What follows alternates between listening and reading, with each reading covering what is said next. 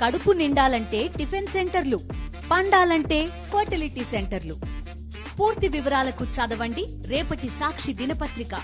Young tiger Karnataka వెళ్లాడు. తన తల్లితో కలిసి ఉడిపి శ్రీకృష్ణ ఆలయాన్ని దర్శించాడు. ఓ విధంగా ఎన్టీఆర్ ఉడిపి శ్రీకృష్ణ ఆలయాన్ని దర్శించడానికి తన తల్లి ప్రధాన కారణం.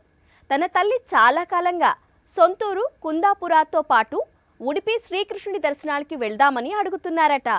ఇప్పుడు తన కోసమే కుటుంబంతో సహా ఉడిపికి వచ్చాడు ఎన్టీఆర్. తల్లి కలను నెరవేర్చాడు.